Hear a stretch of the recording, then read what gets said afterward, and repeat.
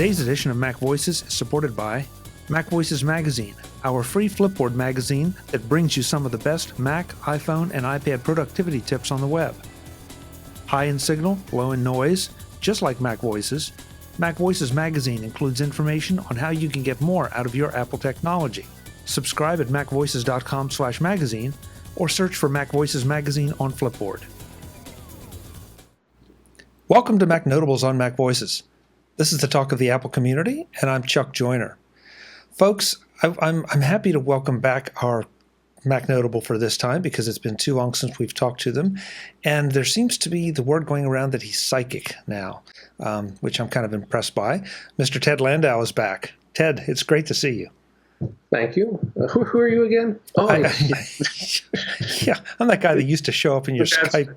That's right. I thought I recognized you. Yeah. Yeah, it's the only person claiming I'm psychic, I think, is me. I don't know if there's anything going around about that, but I wasn't even really claiming that. But yes, I know what you're talking about. And we can go there. So yeah, well, I thought it was pretty good because you and I have been talking about getting together now for a little while, and you kind of said, well, let's do it after this. Let's do it after that. And we were going to do it last week. And then you said, well, let's just wait one more week. And guess what? We have Mac Pro announcements. So I want to go to Vegas with you.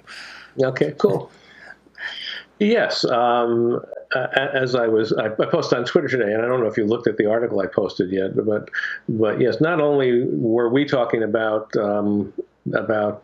having a podcast where the Mac Pro might come up, and I kept saying, let's wait to see if Apple does something, as you're saying. But I also wrote a draft of an article. I think I sent you a rough draft of it, in fact, you did. In which I speculated, not speculated, which I advised Apple in all my magnanimity, offering them advice. I suggested that the best thing they could do is, if they're not going to totally get rid of the Mac Pro, is to announce their plans for what they intend to do, even if it's months away from when they're actually be able to do it. And it was like, I'd actually mentioned that on Twitter, I think, a couple of weeks ago, and people said, Apple's never going to do that. They're always so secret. The idea that they would reveal their plans months in advance is just unheard of. And I said, well, maybe, but I understand what you're saying, but I thought that would nonetheless be the best thing that they could do. And then I wrote that up as part of the column that I was going to post in conjunction with our podcast, assuming that Apple hadn't announced anything. And then, sure enough, they announced exactly what I was saying they should do. They gave information about a new Mac Pro, even though it's a year away, violating their secrecy clause, so to speak. So I was pleased about that. Ted, you're right. This violates a big secrecy thing that has always been a huge part of Apple's culture. Do you think they really were starting to feel that much pressure? Do you think that's why we're hearing some of this stuff that is, I don't know if you call them pre-announcements or just official confirmations of things to come? Well, with my usual caveat that I know nothing about what Apple thinks other than what I read and then what I can try to deduce between the lines from what I read. And doing that, I would suggest yes. The brief answer to your question is yes. I think, as explained on a couple of the excellent articles that were written today by the 5 or so people that were there for this meeting, including John Gruber, they got caught between the proverbial rock and a hard place. They released this Mac Pro in 2013, and it turned out to be a mistake, which happens. It turned out to be a mistake for a couple of reasons. They bet on this dual GPU approach working. They bet on the idea that Pro users would be happy just with external peripherals and not needing to upgrade the machine internally. And apparently they didn't even think well enough about what was currently in the machine internally anyway, what might need to be upgraded. Apparently it's a very hard machine from what I've read to do any sort of upgrades on, even for Apple. And so they were sort of stuck with this machine that turned out to be not where the industry was going. And they had, not surprisingly, I guess, they had no immediate plans to replace it. I mean, when you just come out with a radically new machine like the Mac Pro was, 6 months later, you're not saying, well, let's scrap that and start over with something totally different. I mean, that's not what you're likely to do, and that's not what Apple did. And so I don't know what happened exactly. Did they keep hoping that somehow it would turn out to be a success later on? Did they just not think about it and stick their head in the sand and hope the problem would go away? Did they say, well, this is only 2 or 3% of our total revenue anyway, and so we don't have to worry about it, and maybe no one will notice, and it'll quietly fade into the distance. I don't know. Maybe a combination of all those things. But in the end, I think what happened is there was enough talk in the social media about how Apple was abandoning Pro users. Apple was abandoning perhaps desktop Macs altogether because it goes beyond just the Mac Pro. Apple certainly seemed to be abandoning the Mac Pro. It got stronger and stronger. And I think at some point Apple had to fish or cut bait, as they said, and as they say, and they had to decide, are we really getting rid of the Mac Pro at this point? And if we're not, it looks like we can't afford to wait until we can come out with a new one to let anybody know about it, because that's at least a year away. And so this is what they decided to do instead. Okay, so there are a couple angles here I'd like to have your thinking on. First off, you're right. It looks like they made some bad bets. And let's face it, there have been mistakes made by Apple in the past for one reason or other. The Cube, as much as it was lauded as a fantastic little machine, ended up not being such a great idea. I think, was it the eMate? Do I have that name right? Yes, sir. Mate, I believe, yes. Yeah, there are several things here where there have been missteps. This one just did seem like a bit of a bigger one, at least at the moment and in hindsight. But was this whole crisis created by people, looking for clickbait headlines that Apple has abandoned the Mac Pro and all that? Do you think those were real concerns, or were they dreamed up by someone to click? No, I think they were real concerns. I mean, even the Cube that you referred to, I went back to look at it for the article I was working on, and I noted that from the release of the Cube to when it was terminated, it was 18 months. So Apple, made a mistake, but in essence, they acknowledged their mistake and moved on. We have a Mac Pro. And also, as I recall, when the Cube was out, it wasn't the only Mac you could buy. If you didn't want to get a Cube, you could still get a less elegant looking but functional Mac, which you still can here. But if you wanted a Mac Pro, there was no alternative. There's no alternative to the Mac Pro except the Mac Pro right now. And rather than kill it after 18 months, as they did with the Cube when they saw it wasn't working, they just let it go on and on. And now, if you calculate it out, they announced the Mac Pro, the current one, in 2013 in June at WWDC. They haven't even announced now when the new one was going to come out. In fact, as one of the articles pointed out, they didn't even say next year. They said not this year. And the presumption from the quote, not this year, is that it will be next year. But of course, 2020 is also not this year. So it could be 2019 when it comes out. Who knows? But let's compromise and say it's very late 2018 that it comes out, like in October or something like that.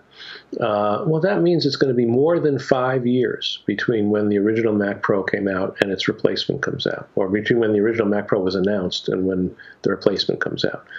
That's a hell of a long time in the Mac world. And again, we're talking about a machine for people who are on the cutting edge. And we're not talking about, this is not the machine for for the apocryphal grandmother who probably doesn't get a new computer more than once every 5 years anyway. We're talking about people who use these computers for a living, who push them to the limits. Many of them, not everyone who calls himself a pro would fit this definition, but the ones that the Mac Pro itself were designed to be for, with all the processing power that it had and the cost. These are the people that are pushing to the limits. They don't want to be using 5-year-old technology.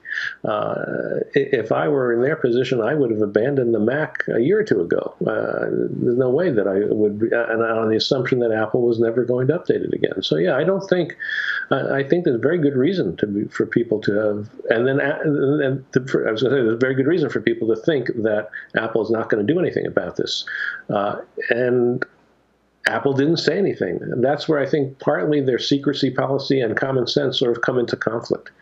There's nothing wrong in most industries for people telegraphing a little bit about what's coming down the road. Heck, I can think off the top of my head of Tesla, another good technology company, and Tesla announced that they're coming out with a lower cost electric car that gets a 250-mile range. They announced that like 2 years ago and still not out yet. They even took $1,000 deposits for people who are waiting for the car. It's still not out yet. I don't see how announcing that was their future plan years in advance hurt them any. I think Apple has a culture where they think that secrecy is the only way to go all the time. There is no plan B. And it takes them a long time to get to a plan B that isn't so secret, even when it's by far the better thing to do. And that's what finally happened in this case. Okay. So the other thing I was anxious to hear your comment on, because I know for a while, or maybe you still do, have the old Mac Pro, the cheese grater. I do not. You do not. Did you? Yes, I did until last year. I sold, this is 2017. I sold it in the beginning of 2016, a little over a year ago, and I got the current and still current iMac, and been quite happy with it. Okay, so you've been a Mac Pro user, that model. You've been now an iMac user. I was always, personally, my production machine has pretty much always been a MacBook Pro, whatever the current top of the line was. That's where I was. I have iMacs. I'm talking to you on one now, but just because of mobility, that was always my production machine. So for me, plug-in storage was always, it was pretty obviously the best option, because there was limited space inside a MacBook Pro. I was surprised it's such a big backlash on that particular issue with the Mac Pro, with the trash can Mac Pro, that oh my God, this is horrible. Of external storage versus internal storage? Yeah. And again, you having lived in both worlds, why was that such a big deal?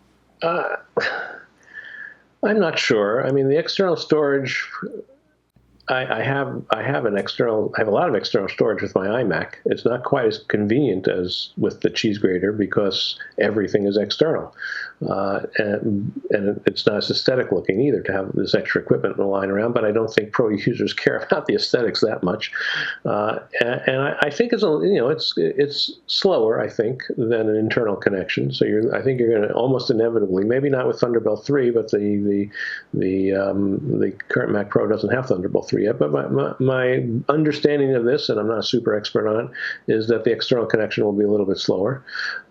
Beyond that, I think it's not that big a deal. I agree for storage.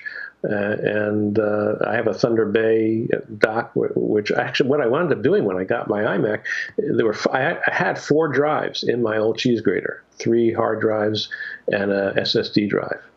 And I wound up putting all 4 of them into a Thunder Bay, and it works very nice. Of course, not cheap. If you're buying a Mac Pro, and you're already spending $5,000 or $6,000, and then you have to spend $1,000 on external storage and a Thunder Bay to go with it, may not be what you want to do, but that could be another potential negative. But I think you're right. It's not the biggest deal, but it's not the only thing that you can upgrade with an internal. The cheese grater Mac made it easy to upgrade the RAM. It made it easy to pull out an optical drive and put a new one in. It made it easy to add PCI cards and add different types of ports. If you I had a cheese grater Mac that once, I don't think it was the one I had now, but I had one where the USB ports that came built into it stopped working, or it was the FireWire ports. I'm not sure. Anyway, I just got a PCI card, put it in there with that had FireWire ports, and then I was back in business with a card. I didn't have to even worry about getting the original ports fixed, which would have been a lot more expensive. And so you have that, the graphics card upgrades, maybe even a CPU upgrade would be possible. So, I mean, you just generally have access to the inside of the machine in a way that pro users, I think, would appreciate. So I don't think it's trivial, but certainly just for the case of hard drive storage, I agree with you, that would not have been the biggest deal. That would not have been a deal breaker. Yeah, and the GPU upgrades, the CPU upgrades. I mean, all that. Yeah, I can't argue with that. That it did seem a little bit strange that at the very least, if they'd have just provided some kind of breakout box for those people that really needed that. But then again, maybe at the time, I mean, now we're seeing USB-C or Thunderbolt 3.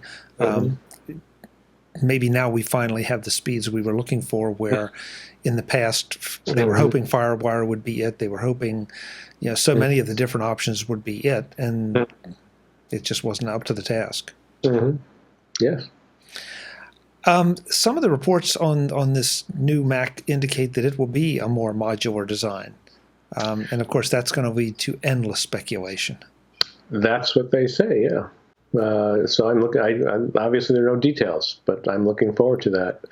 It seems that, in some sense, you could say Apple learned its lesson with this Mac Pro, and that was not as cool as it looked and as innovative as Phil Schiller said it was. It was not what people wanted to buy, and the more it sat there, of course, without getting upgraded, the less and less people wanted to buy it. And so I think partly the modular design may not only be because, and I'm just guessing here, just again, this is reading tea leaves, not only because users of the machine want it that way, but I think Apple might feel they want it that way. I think part of the sense I got from reading some of the articles is that part of the reason that the Mac Pro wasn't updated is that it was, because of the design, a very hard machine to upgrade for Apple. And so maybe they don't look forward to that kind of design anymore. Even the little update that was announced today is not really anything that would require any functional redesign in the machine. In fact, my understanding is it's almost like there was no update at all. What they really did was take some of the more expensive models and sell them at the lower level price. And so it looks like you're getting an update for spending X amount of dollars, but it's really no new configuration in terms of what Apple had to do to produce it. Yeah, and neither one of us are engineers, so I don't know what it would have taken to put USB-C ports on this thing, but that one does seem like that's really a questionable. At the very least, to bring it in line with a lot of the other things, I wish they had just been able to do that. I mean, there are probably ways around it. I'm thinking, maybe, thinking about some of the Thunderbolt docks, if they would plug in, but they don't. I don't know that any of them deliver USB-C on the other side. Yeah, it's good just for consistency. I mean, a lot of developers, a lot of pro users, like yourself even, have both a MacBook and a desktop Mac. That's not unusual. If you are trying to keep current and you buy the latest MacBook Pro with the Touch Bar, and it comes with USB-C, and you start getting peripherals that you can attach to it with that are USB-C, and then you suddenly look at your Mac Pro and you say, well, all these peripherals I just bought for my MacBook, I can't attach to the Mac Pro. I have to get a separate set of the same equipment if I want the same sort of peripherals for my Mac Pro. I can't swap them back and forth. So even if you don't really think, I guess my point is, even if you don't really think that a USB-C is that critical for the Pro unit itself, I think it's important just for that reason. And I think once Apple settles on whatever it is they're going to use for their ports, USB-C or whatever, it pays to have those ports available across their whole line, not just for some models and not others. Okay. So the other thing that was indicated here is that I guess relatively soon, and that means I think that as I recall, they said by the end of the year that we would see some new iMacs that are, I guess, with an not redesigned, sorry, but are targeted a little more toward the pro user. And so I'd love to have you put your psychic hat on and tell me what that means. I have no idea. You forgot the hat, Ted. Yeah, my psychic hat, I think my dog ran off with it. So not going to be. No, I have no idea what that means. Yes, they said, they were talking about the fact that, which I think was a reasonable case for them to make. They said that there isn't just one unified pro user. It's not as if every pro user wants and demands a desktop Mac Pro. In fact, I believe that Apple wound up saying that, in their view, 80% of pro users use primarily, if not exclusively, a laptop. And that of the remaining 20%, something like at least 10%, probably more of that 20, maybe more like 15% of that 20% use an iMac already as their Pro machine, leaving very little people left over for the Mac Pro. Not trivial, but a small percentage. Well, so on this, sorry, that's my cat. That's the cat. On the theory that there's a market for Pro users to use an iMac, and throw into that the fact that by this October, it still might be a year away, as we were just saying before. It still might be another year away before the Mac Pro is available, and they don't want to lose all those Pro users who are faced with the prospect of waiting like close to 2 years before they see this new Mac Pro. They can say, well, in the meantime, you can use an iMac, and in fact, we're going to make the iMac more desirable for Pro users by doing X, Y, and Z. And whatever that X, Y, and Z is, your guess is as good as mine. I haven't given it much thought, really. So, I actually, that was one of the first things that I was paying attention to, because it's what could they do to the iMac? I mean, okay, so you've got a gorgeous screen, you've got great resolution, you've more memory, more ports. I'm trying to think of all the things. I mean, obviously, there's no way to put a PCI card in an iMac, but I try to think of all the things that the Pro users have been saying that, oh my God, we have to have this. Are they hot rod up the GPU?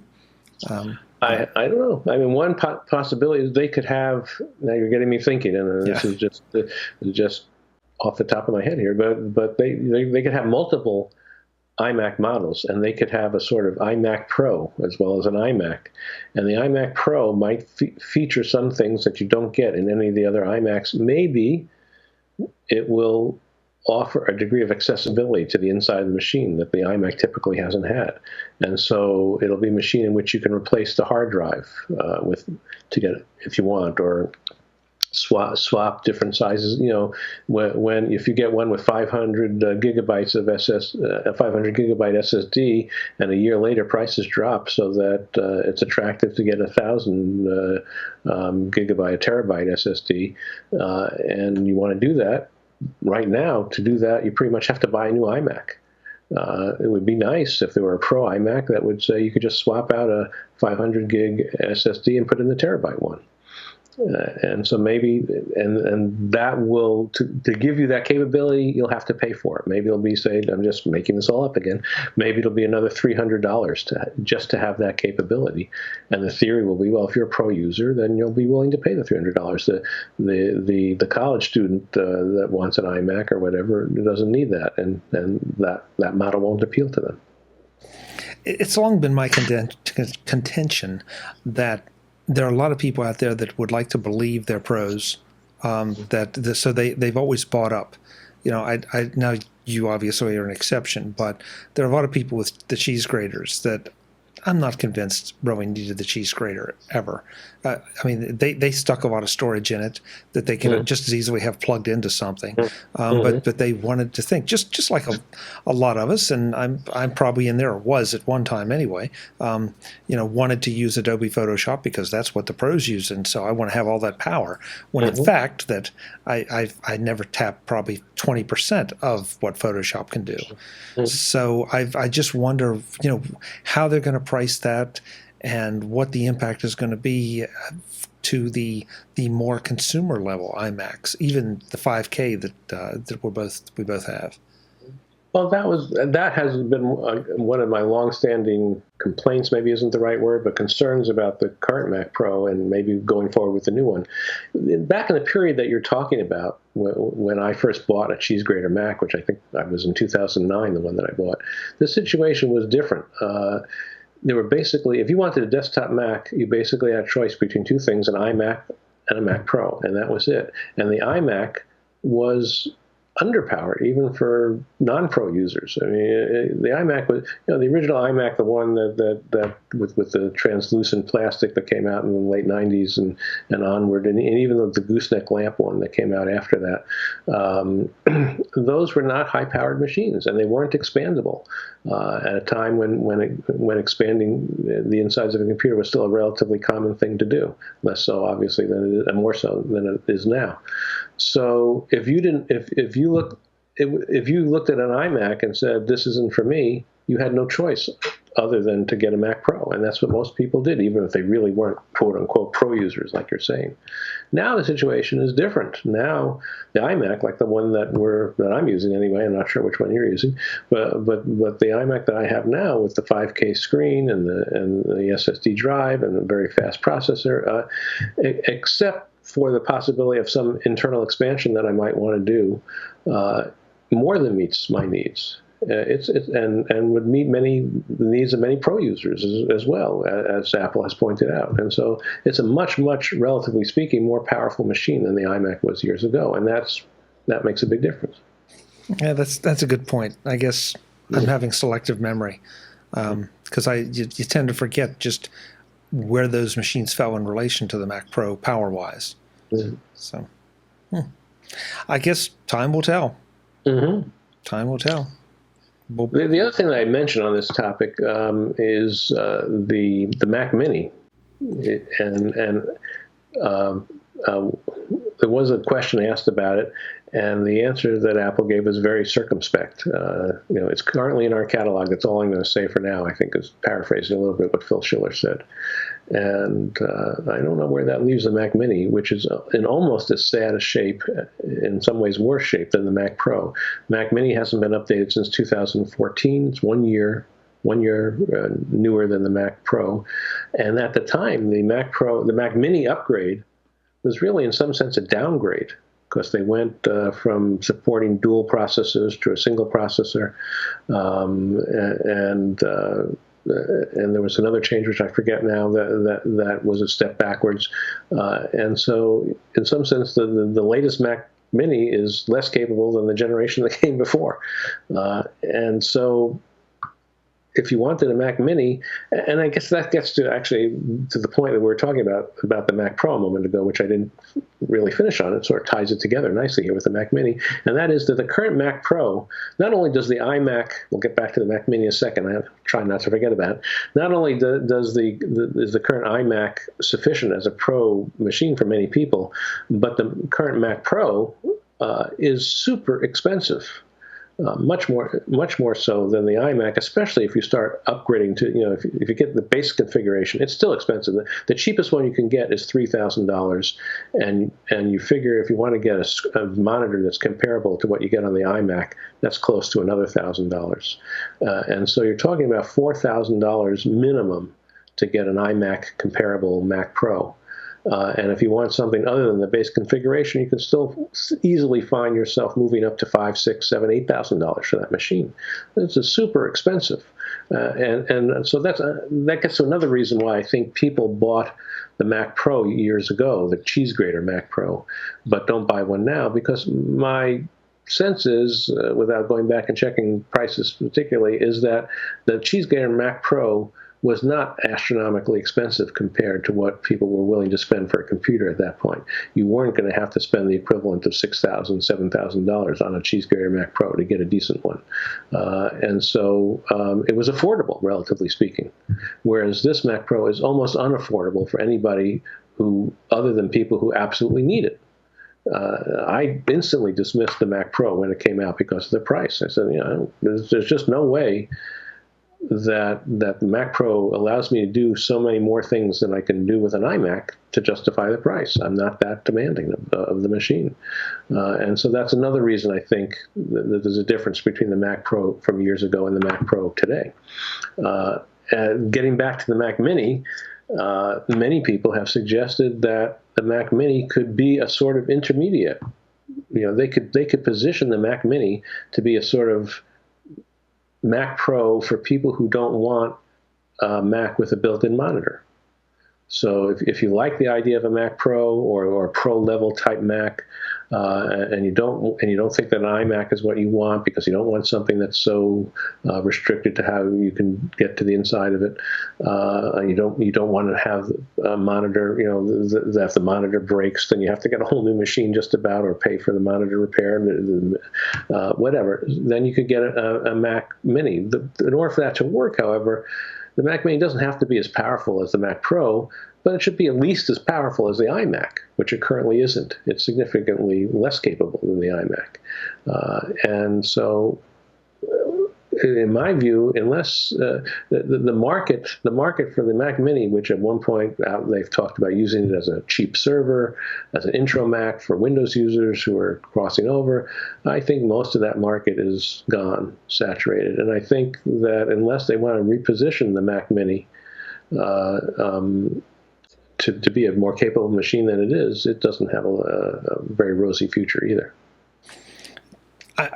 I think it's too bad what's happened to the Mac Mini. I sometimes wonder about the people that would like to see it elevated to the point of being an iMac without the screen.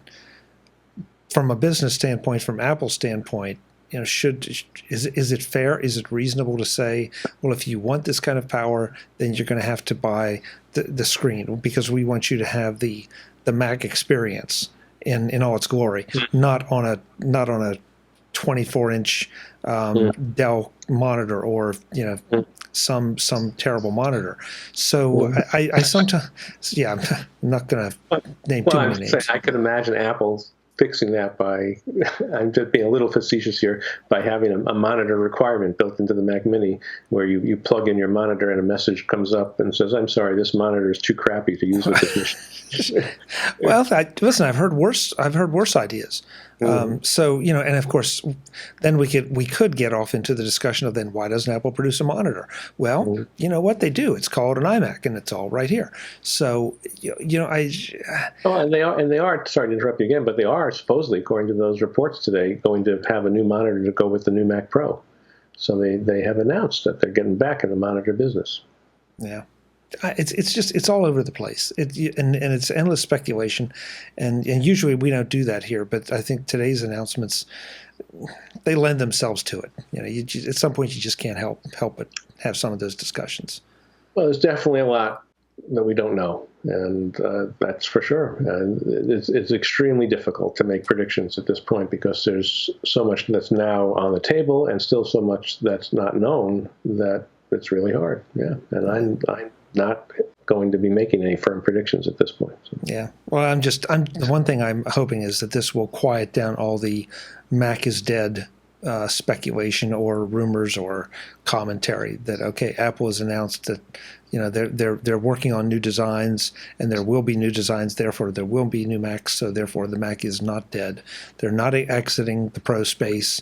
They've, perhaps the worst you can say is it's been neglected too long. I thought your phrasing was really good, Ted. They made a couple bad bets and they got called on them. So.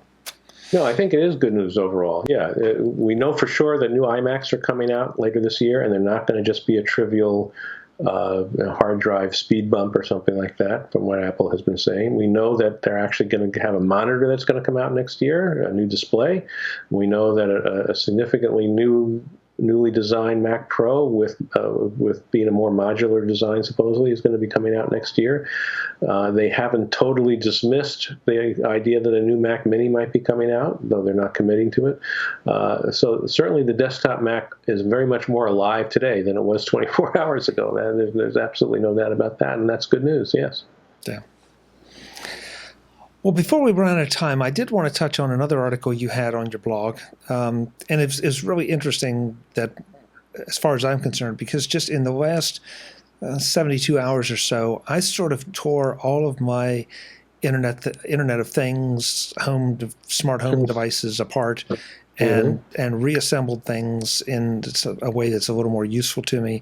I feel like I've learned a couple lessons along the way, but I wanted to hear about you and trying to connect your Echo Dot to your soundbar.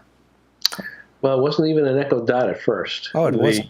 It was a long saga, and the article that I wrote wound up being about half of the initial draft of the article.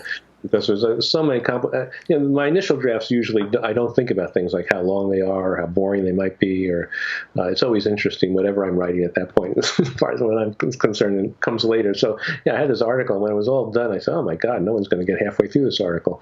They don't really care about all the nuances here. And so I cut it about in half, and it's still pretty intense in terms of all the stuff that went on. And it started simply enough. It started with something that we've commented before on the show. I know that we must have talked, you and I, about the Amazon Echo on at least 3 or 4 previous podcasts. Easy.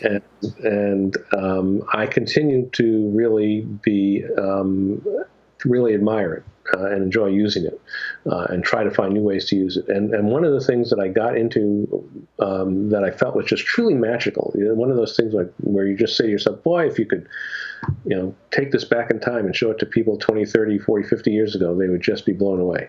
And that was the ability to play music from Amazon's library, or in my case from Spotify, just by voice commands. So I could just unlock my front door, walk into the house, and say, I can't say the word because there's one right next to me, and just say her name and say, play, Bob Dylan's Blood on the Tracks album. And we'll just start playing it, just like that. I mean, I don't have to touch anything. I don't have to look at anything. I don't have to open anything. I mean, don't have to power on anything. It just happens. And that's how, and I had an original Amazon Echo, and I was using it that way. The problem was for me that I have these incredible audio setups. I have 2 really, our house has 2 floors, and I have 2 pretty expensive and high quality audio setups on each floor that both produce a lot better sound than the Amazon Echo. I mean, the Amazon Echo, the original one, is an impressive sound for what it is compared to other devices of equal dimension. It's pretty good, very good, I actually say. But compared to what I could be listening to instead, it was pretty crappy. And so at one point, the more I got into the idea of using the Amazon Echo, the more I got dissatisfied with the sound quality and said, well, wouldn't it be nice if I could use the Amazon Echo and just have it go through this speaker system? And so that's how the whole adventure started. And the first thing that I discovered, in light of what you were saying before, first thing I discovered is that you can't do it with the original Amazon Echo, because the original Amazon Echo only allows you to plug, so to speak, to use Bluetooth to get devices to play through it. So I could connect my iPhone to my Amazon Echo and play and say that, talk to Siri, say, on my iPhone and say, or whatever, just type in and say that I want to play certain music that's on my iPhone and have it go through the Echo. I could do that. But if I wanted to go the other direction and have the Echo, whatever was coming out of the Echo, go through a different speaker, the original Echo can't do that. That was the big advantage, so to speak, of the Echo Dot. And the reason for doing it, the Dot was actually kind of a great machine if you have an external speaker, because it's much cheaper than the original Echo, and provides this capability. So I said, okay. I think it was on sale over the Christmas holidays. There was one point where I could actually get it for $29 if I ordered it over the original Echo that I had. I said, well, for $29, it's like almost free. And so I said, okay, I'll get a Dot and see if this works. And there's my dog commenting on the whole subject. And so I did. And the first thing I discovered, which I actually sort of knew even before I got the Dot, was that I still wasn't able to do it because my speaker system was not new enough to have Bluetooth capability. And so there was no way that I could have the Dot talk to the speaker over Bluetooth. Now, I could use a wired connection, but I very quickly dismissed that as unworkable because I still wanted to use the Dot for ordinary commands, like what's today's weather, set a timer, put this on the shopping list, that sort of stuff. And I don't have my speaker on all the time. The speaker is on off or standby mode most of the time. And it has to be that way because the speaker is involved in all this other equipment, the TV and the TiVo and everything else, Apple TV, and I don't want it on all the time connected to the Amazon Dot. So when the speaker is off, the Dot is useless. because when the speaker's off, it doesn't default back to using its own internal speaker. It just, no sound comes out. And so that made it an unworkable solution for me. So then I had to think about investing in a new soundbar. And I did. And I got a new Yamaha soundbar with the MusicCast and Bluetooth. And that eventually worked. And the article, I don't think we have time really to go into all the nuances of what happened next, but there were numerous problems with that setup as well that prevented it from being an instant success. And I wound up learning a lot of interesting things along the way, and alternative ways of connecting my devices to the new speaker. One of the things I found is that the MusicCast system of this Yamaha soundbar had built-in AirPlay support and built-in Wi-Fi support. And that allowed me, for instance, to connect my iPhone to the speaker over AirPlay, which, for me anyway, seemed to have noticeably better sound quality than Bluetooth. Presumably because Bluetooth uses sound compression that AirPlay doesn't use. AirPlay, I believe, is a lossless sound system, and so it sounded better, and so that was cool. And Spotify has their own. The Yamaha supported the Spotify Connect way of connecting my iPhone to the soundbar, which is over Wi-Fi, of special high quality audio Wi-Fi, and that was good too. And it all worked very well. Unfortunately, I thought, well, maybe this is the solution. I'll use Siri instead of Amazon to do all this by voice. But Siri was not up to the task, I'm sorry to say. When it came to selecting music, Amazon Echo is much better. I'd ask for it to play a certain type of music, and seemed like more than half the time it would not understand what I was asking. It would give me some totally different artist from what I was asking for, or a different song, or wouldn't hear me at all, or it just wasn't a reliable system the way the Echo was. And so while I liked using the iPhone that way, and still do, it didn't really do what I was hoping to accomplish when I started on the whole journey, which was to just have voice commands work and have it work effectively.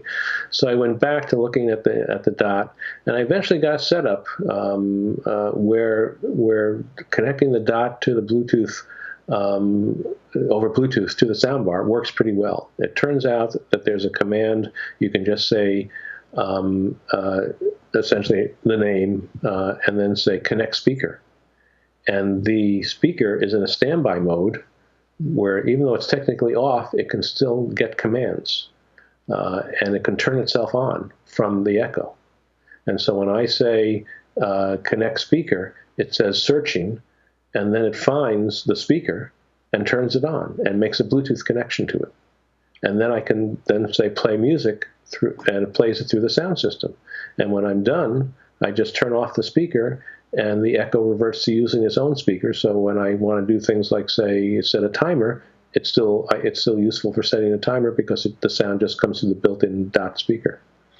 And so that actually, once I worked out some kinks where it wasn't reliably making a Bluetooth connection, which I go into a little bit in the article, that's worked pretty well, and that's what I'm using right now. And it works very well, actually. I've been experimenting. I had an original Amazon unit, and then I bought a Dot too, as you said, mainly for the line out, because it's the original is terrific for what it is, but as a music device, it's not great. So the ability to plug it into an external speaker is, it's one of those things. It's like, gee, that's such an obvious thing you would think. I wonder why they didn't put it on the first one, but they didn't. And it is very convenient to be able to say, and I'm not going to say her name either, but to do that. I do find now I have very good luck with my Apple Watch being able to put it about here and say, "Hey Siri," and then do this, and she just responded right there. So that's good. But I think one of the big things with these Echoes is that they have the multiple microphones in them. And so I don't know if that helps them parse what you say better, even if you don't pronounce it just very precisely. But yeah, they seem to be a little more accurate when it comes to a lot of things. Certainly for song titles, it seems to be the case. And actually, another nice thing I noticed about the Dot, relative to the original Echo is that with the original Echo, when I was using it to play music and then I wanted it to pause or stop because my phone was ringing, say, or something like that, it was very hard to get it to hear me because the music emanating from its speaker was so loud that it often couldn't hear me. And then I had to walk up to the Echo itself and yell at it or press the physical button to get it to stop. Well, the dot and my soundbar are just about 2 feet away from each other, maybe even less. I'm not sure. I have to go measure it, but very close. But it's enough that it makes a world of difference that I can be across the room and say, stop. And 100% of the time, it hears me and stop. The issue of having to walk up to the machine and yelling at it is totally gone. Have you played at all with any of the other connected devices and the Echo? Lights, thermostats, any of that? No, I haven't got into any of that yet. Yet? Yeah, it's on my to-do list.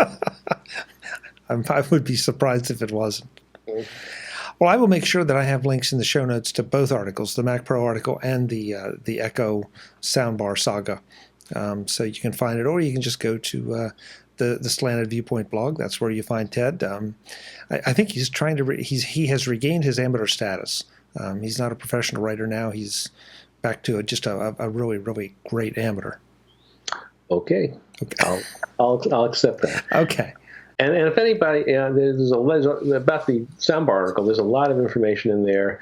And if anybody is doing anything similar to what I did and wants advice that isn't in the article, feel free to email me, tweet me, whatever, and I'll be happy to help. So great. Appreciate it, Ted. Sure. All right. So are we going to have to wait for another Apple announcement to get you back here? Maybe. The problem that we have is that when I'm not writing regularly, which is the case now, as you've pointed out, I often don't feel that I have a lot that I want to comment on to fill up an hour of time, and so the effort to write articles focuses my thoughts into topics that I can then say, well, gee, I could talk for an hour about that. Let's get together with Chuck. But sometimes you'll just call me up and say, interested in a podcast, and I'll go, well, unless you want to talk about what I'm planning on having for dinner for the next week, I'm not sure that I have a topic that we can talk about. So that's why when Apple comes out with announcements, it's a very natural time for me to have thoughts about what had just happened, because those are big news events. Without that, I'm not sure. So, but who knows? Maybe something will come up. Okay. Sure. Well, you're always welcome. I know that, and I appreciate it. Yep. And if nothing else, hey, talk scrambled eggs or spaghetti sauce or something. All right. Well, more pizza. Pizza is good. Pizza. Okay, good. Pizza. All right. Ted, great to see you. We'll talk again soon, I hope. I hope so. Okay, thanks. Folks, I'm Chuck Joyner. This is Mac Notables on Mac Voices. We will be back with a lot more. We have a lot of things going on. I hope you have a lot of things going on too. We'll talk all about them right here on Mac Voices. Until the next time, thanks for watching.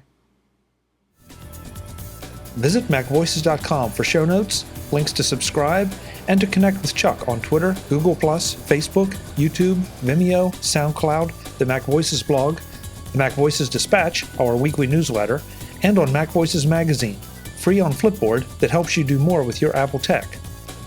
Advertising handled by Backbeat Media at backbeatmedia.com. Bandwidth provided by CacheFly at cachefly.com.